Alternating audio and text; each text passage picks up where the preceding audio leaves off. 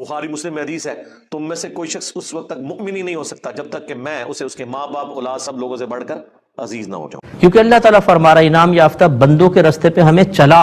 یہ نہیں فرمایا کہ اے اللہ تعالیٰ ہمیں قرآن کے راستے پہ چلا، ہمیں حدیث کے راستے پہ چلا، نہیں، انعام یافتہ بندوں کے راستے پہ چلا. آپ خود سوچئے ایک تنہا آدمی کیسے صحیح ہو سکتا ہے جو جمہور کے خلاف، جو قرآن کے خلاف، جو حدیث کے خلاف بول رہا ہے. اور آخری بات اور عرض کر دیتا ہوں بس، کہ یاد رکھیں ایسے ایک نہیں لاکھوں فتنے اٹھے ہیں اور ختم ہو گئے ہیں.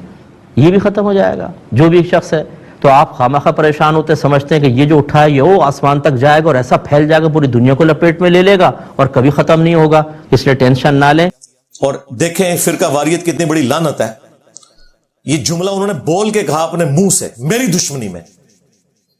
وہ کہتے ہیں قرآن و سنت میں کہیں اللہ تعالیٰ نے نہیں فرمایا کہ قرآن اور حدیث کو فالو کرو جی، بلکہ یہ کہا صراط الذین انعمت علیہم، کہ انعام یافتہ لوگوں کے راستے پہ چلنا ہے. یہ بات تو ٹھیک تھی لیکن یہ آدھا سچ تھا. صراط الذین انعمت علیہم، اس سے یہ کیسے ثابت ہو گیا کہ اللہ اور اس کے رسول نے یہ بات نہیں کی کہ قرآن و سنت کو فالو کرو؟ ایک مسلمان کو زیب دیتی ہے یہ بات. لیکن یہ ہے، یہ مفتی اکمل کا بھی کلپ ہے کہ قرآن حدیث ڈائریکٹ نہ پڑھو گمراہ ہو جاؤ گے. ہاں اس کا بھی ایک کلپ ہے. ایک تو مفتی عبد الواحد قریشی کا بھی آپ نے سنا نا، اس کا بھی ہے کلپ. یہ سارے ایک ہی ہیں. تو یہاں پہ قرآن کو یاد کرنا آسان فرمایا ہے. بعض لوگ اس کا ترجمہ کرتے ہیں کہ ہم نے قرآن کو سمجھنے کے لیے آسان بنایا. تو بیچارے قرآن پاک کو سمجھنا شروع کر دیتے ہیں.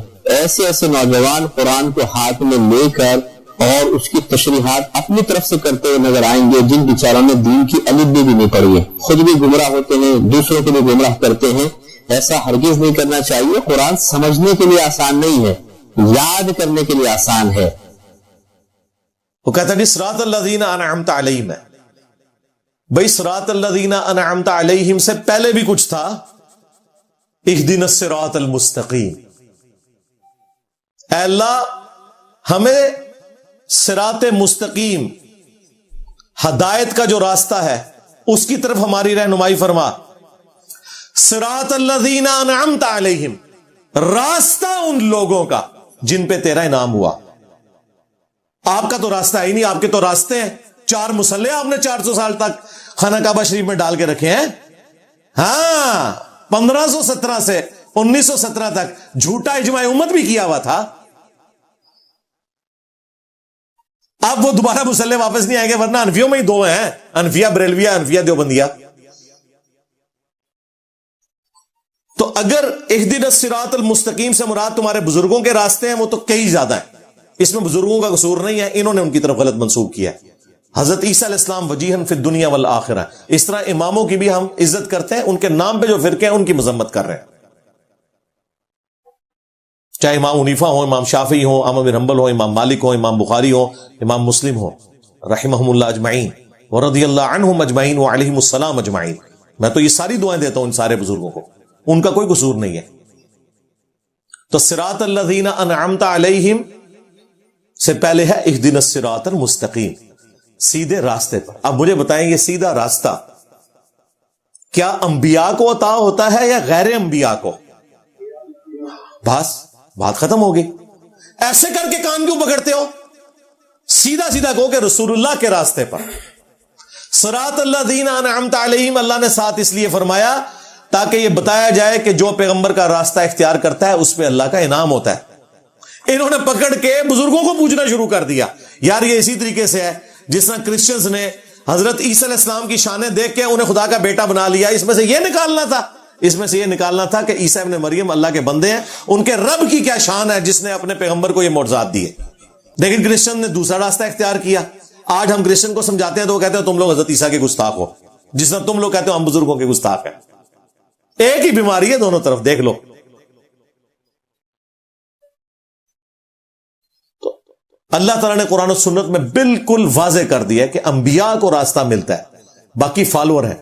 صراط الذین انعمت علیہم وہ ہیں جو ڈیفینیٹلی صراط الذین انعمت علیہم ہے. وہ صرف انبیاء کرام ہیں، ان کے اہل البیت ہیں اور صحابہ کرام ہیں. That's all. باقی سب کے بارے میں ہمارا حسن ظن ہے. قرآن و سنت کی کوئی سند ان کے لیے نہیں ہے. اگر کوئی نہیں مانتا تو میں اس سے پوچھوں گا, اگر وہ بریلوی ہے, کہ بتاؤ کروڑوں دیوبندی حکیم الامت مانتے ہیں اشرف تھانوی کو, تو کیا اشرف تھانوی صراط الذین انعمت علیہم ہے؟ وہ کہیں گے مردود ہے, تھانوی رسول اللہ کو اس نے انڈورس کیا ہوا ہے. بس ختم ہو گیا. اور اگر میں احمد بریلوی کو کہوں کہ یہ مجدد دین و ملت ہے, کروڑوں دیوبندی کہیں گے نہیں تو مجدد دین بدعت ہے. یہ ہو گیا جی آپ کا صراط الذین انعمت علیہم, لو سامو. ہاں, اللہ کے نزدیک صراط الذین انعمت علیہم کون ہے؟ وہ صرف انبیاء, اہل البیت اور صحابہ کرام. ان کے بعد قیامت تک وہ لوگ جو اس راستے پر ہوں گے, لیکن ہم ڈیفینیٹلی انگلی سے اشارہ کر کے قسم اٹھا کے کسی کے بارے میں کلیم نہیں کر سکتے, حسن ظن رکھ سکتے ہیں بس. انہوں نے نہ صرف کلیم کیا, ان کی بنیاد پر دوسروں کو گمراہ ڈکلیئر کر دیا. یہ ٹوٹل اوقات ہے تمہاری صراط الذین انعمت علیہم. یہ جھوٹ بولنا بند کرو. اور ابھی تو میں ایک آیت پیچھے گیا ہوں, اہدنا الصراط المستقیم. اس سے پیچھے چلا گیا تو تمہارا سارا فرقہ فارغ ہو جائے گا. ایاک نعبد و ایاک نستعین. اے بابوں کے پجاریوں, قبروں سے مانگنے والوں, توسل اور وسیلہ کے عقیدے کو غلط طریقے سے پریزنٹ کر کے استانت بنانے والوں. اور یہ وہی مفتی اکمل ہے جس نے اپنی کتاب میں بھی لکھا, کیو ٹی وی پہ ویڈیو میں آ کے کہا کہ ہم امی سے روٹی نہ مانگیں, یہ بھی شرک ہو جائے گا. یہ بابوں سے مرے ہوئے بزرگوں کو پکارنے کی دلیل پیش کر رہا ہے کہ جی امی سے بھی روٹی مانگتے ہیں. اللہ کے بندو, مری ہوئی امی سے تو کسی نے کبھی روٹی نہیں مانگی. وہ امی تو ظاہری سبب ہے.